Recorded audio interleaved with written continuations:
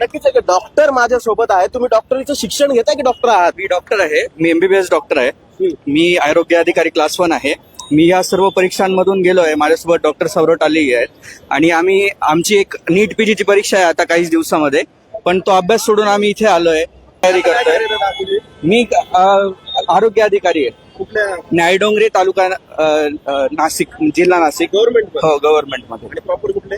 मी 40 गावचा आहे प्रॉपर. आपण बघतोय की हे डॉक्टर आहेत, युवक आहेत, पीजी नीट साठीची तयारी करतायत. मात्र तळमळ अशी आहे, 40 गाव खानदेशातला मुलगा जो नोकरीला कुठे आहे? 40 गावला. 40 गावला नोकरीला आहे आणि संभाजीनगर मध्ये आंदोलनामध्ये सहभागी झालेला आहे. आपण बघतोय की ही या मुलांची व्यथा आहे. पण सोनम वांगचुक यांनी उपोषण सोडलं, त्यानंतर कुठे ना कुठेतरी सरकारला या आंदोलनाला हाताळण्यात कुठं कुठं थोडं यश येते असं म्हणलं जातं. सर, ते चांगलंच झालं की सोनम वांगचुक यांचं उपोषण. कोणी मेलं नाही पाहिजे. प्रत्येकाचं आयुष्य एक आहे आणि आम्ही पण तेच अर्ज करत होतो सोनम वांगचुक सरांना.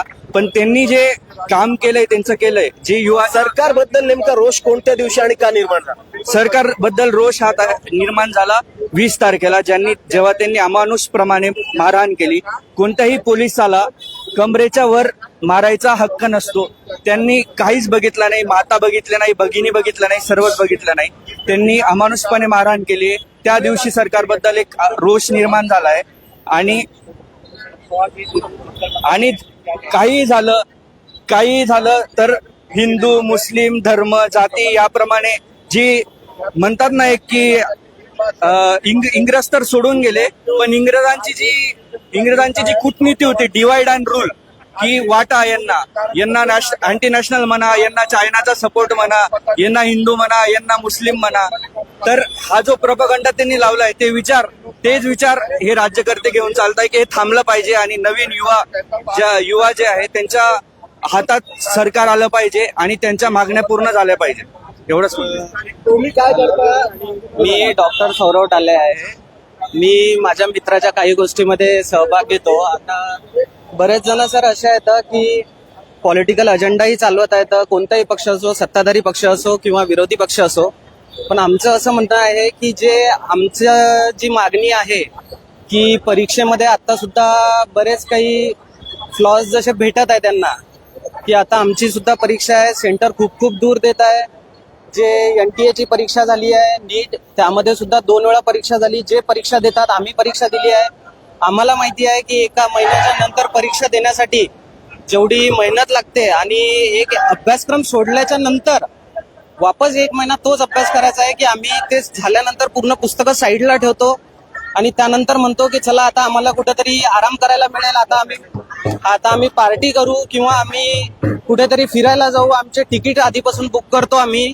पण सरकार काही नेत्यांचे सुद्धा मी हे ऐकत आहे की डबल परीक्षा घेतली, परत परीक्षा घेतली. तर आमचं असं म्हणणं आहे की त्या 1 महिन्यातलं आम्ही सफर जे केलं त्याला काही भरून काढू शकत नाही, हे आमचं म्हणणं आहे. आणि त्यानंतर बाकीचे परीक्षा जे आहेत, माझे भाऊ वगैरे जे असतात. मला एक सांगा, हे नीटचा मुद्दा येण्यापूर्वी, हा नीटचा मुद्दा जो आहे हा येण्यापूर्वी तुम्ही भाजपच्या बाजूने होतात का, किंवा तुमची भाजपबद्दल किंवा सत्ताधारी पक्षांबद्दल काय भावना होती? नाही साहेब, असं आम्ही स्वतःवरून तर काही कोणत्या पॉलिटिकल पक्षाशी निगडीत नाही आहोत. आम्ही पक्षाचं वगैरे काही बघत नाही. आम्ही आता, माझं वय 25-26 वर्ष आहे. 26 वर्षातल्या आम्ही अभ्यासक्रमात वेळ घालवलेला आहे. आता कुठेतरी काही समजत आहे. पण आता जे काही 20 तारखेला झालं त्यानुसार जे व्हिज्युअल्स बघितले त्यानुसार आमचा सत्ता पक्षाबद्दल पण थोडासा हे आक्रोश वाढत आहे, की त्यामुळे की असं तर नव्हतं करायला पाहिजे. त्यांना हाताळायचं होतं तर काहीतरी वेगळं बोलून हाताळता आलं असतं. आणि ज्यावेळेस हे अभिजित दिपके असतील, सोनम वांगचुक सर असतील, हे ज्यावेळेस पहिल्यांदा आले त्यावेळेस आम्हालाही वाटलं नाही की एवढं मोठं आंदोलन होईल. पण 20 तारखेच्या घटनेच्या नंतर प्रत्येकाला किंवा माझ्या घरचेही मला आता फोन येत आहेत की बाळा की काय होत आहे हे. स्वतः माझ्या बहिणीचा फोन येत आहे. माझी छोटी बहीण शिकत आहे सध्या, नीटची परीक्षा देत आहे, डबल रिपीट करावं लागत आहे एक्झाममुळे. आधी थोडे जास्त मार्क आले, असं नाही आहे तिनं क्रॅक केलं असतं, but more than sufficient mark आले असते. आणि आता जी रिनीट झाली त्यामध्ये ती गोंधळली 1 महिन्यात आणि थोडे कमी मार्क्स आले. पण ठीक आहे, आता बघूयात. आता एक्झॅक्ट तुमची एक डॉक्टर म्हणून, एक क्लास 1 अधिकारी म्हणून सरकारी पदावर तुम्ही आहात, एक्झॅक्ट तुमची आता मागणी काय? मागणी हीच आहे की धर्मेंद्र प्रधान सरांनी राजीनामा द्यावा. आणि तो राजीनामा का द्यावा की जर कोणी मोठ्या लेवलला अकाउंटेबल असतील, जसं काल आपण बातमी पाहिली की त्यांनी एज्युकेशन सेक्रेटरीला बदलवलंय. खाली तुम्ही कोणी बदलवाल आणि तुम्ही कसंही मॅन्युप्युलेट कराल, पण जोपर्यंत वर कोणी कोणाला वरच्या माणसाला तुम्ही जोपर्यंत बसवत नाही खाली, तोपर्यंत खालपर्यंतच्या सिस्टम मध्ये एक भीती निर्माण होणार नाही. तर पहिली मागणी हीच आहे की धर्मेंद्र प्रधान सरांनी राजीनामा द्यावा. दुसरी मागणी ही आहे की कडक कानून बनवावे की जेणेकरून असे गोष्टी होणार नाही. एक non bailable offence, non communicable offence हा मानण्यात यावा ह्या गोष्टीला. तिसरी मागणी आहे की ही जी बर्बरता केली आहे तुम्ही, याच्यात जे लोक आहेत त्यांना शिक्षा द्यावी.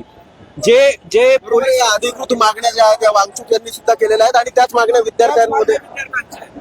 मागण्या विद्यार्थ्यांच्या विद्यार्थी कोणत्याही आज 80 ते 90% विद्यार्थी प्रोटेस्टला सपोर्ट करतायत.